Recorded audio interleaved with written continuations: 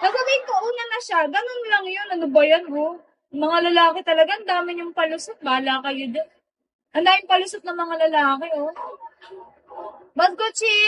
Hoy, Gagi! Alam mo ba, Yepli, kilala mo yan si Gucci? Nagkagusto sa akin yan. Nagkagusto sa akin yan. Gusto mo malaman yung story?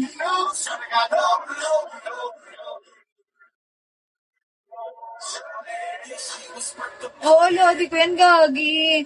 Nung Miss Prime, alam mo ba nung Miss Prime, alagang-alaga ako na ni Gucci. Ayoko lang talaga sa kalbo, guys. Ayoko lang talaga sa kalbo. Ayoko naman siyang gamitin, di ba?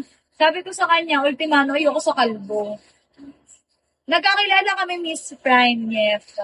I wanna be Gucci when grow old. Naku, huwag kang magpakalbo. Si Eka niyaya ko, ang kapal na mukha mo! Uy, Gogi. Gogi. Hindi yet. Anong nangyari niyan? Tapos na yung event. Nung nalaman niya na ako yung nanalo ng Miss Prime, sunod-sunod na siya sa akin, Gogi. Binigyan niya pa ako coffee jelly. Tanong siya kay Naming. Yung sa mga BB pa ako before eh. Pero guys, wala na ako ngayong group. Ano lang, last week lang. Tapos, ayan, ay, hindi kita papa-open, Gucci. Magsisinungaling ka lang dito sa live ko. Tapos, nagtanong siya kay Namig kung sino nanalo Miss Prime. Tapos, nakita niya ako, tinuro kasi ako ni Namig. Sabi niya, ay, yung nanalo Miss Prime. Tapos, tinuro ako ni Namig. Paglapit niya sa akin, may dala siyang coffee jelly.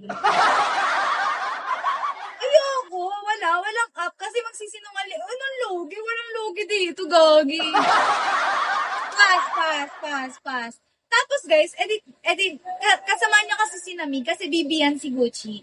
Tapos guys, anong nangyari? Tinanong ni Gucci, sabi niya kay Namig, sinong Miss Prime? Sino daw nanalo Miss Prime? Tinuro ako ni Namig, palapit ako sakto sa handaan. Pero guys, hindi naman malaki yung premyo actually. Hindi naman talaga.